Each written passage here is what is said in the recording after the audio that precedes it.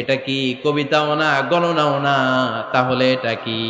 বিশ্বনবী তখন বললেন, তানজিলুম মির রাব্বিল আলামিন। সুবহানাল্লাহ পড়েন। পরের আয়াত ছিল তানজিলুম মির রাব্বিল আলামিন। এটা দুনিয়ার কোন কবির বানানো কবিতা না, এটা কোন গণকের গণনা না, এটা কোন সাহিত্যিকের বানানো সাহিত্য নয়, এটা মহাবিশ্বের পরিচালক রব্বুল আলামিনের কাছ থেকে পাঠানো কিতাব কোরআন। সূরা হাক্কার ধাক্কায় ওমরে ফারুক কাইত।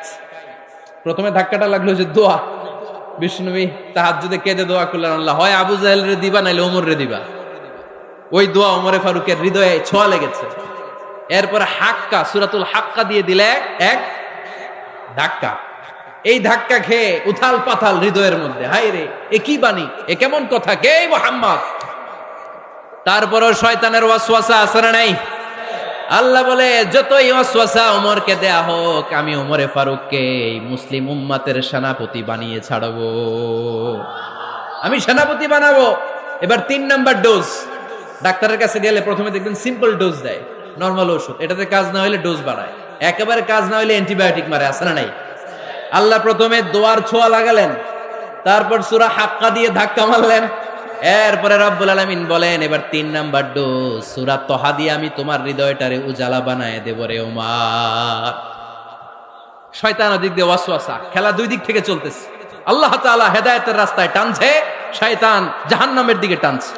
ঘোষণা দেয়া হলো মক্কায়, মুহাম্মদের মাথা কেটে এনে দিলে এত এত স্বর্ণ মুদ্রা দেয়া হবে। ওমরে ফারুক রাজি হয়ে গেলেন, নাঙ্গা তলোয়ার নিয়ে বিশ্বনবীর মাথা কাটার জন্য ছুটলেন। নাউজুবিল্লাহ পড়বেন না? বনু জাহরা গোত্রের এক লোক বলে, আইনা ইয়া ওমর, কই যাও? মুহাম্মদের মাথা কাটতে যাই। আরে মুহাম্মদের মাথা কাটতে যাও? তোমার বোন ফাতিমা বিনতে খাত্তাব আর তোমার বোন জামাই সাঈদ কদ সাবা, এরা তো ধর্ম ত্যাগ করে ফেলছে, এটা তো আমাদের ধর্ম ত্যাগ করে মুহাম্মদের ফলোয়ার হয়ে গেছে। আগে ওমর ঘর সামলাও, পরে মুহাম্মদের মাথা কাটতে যেও।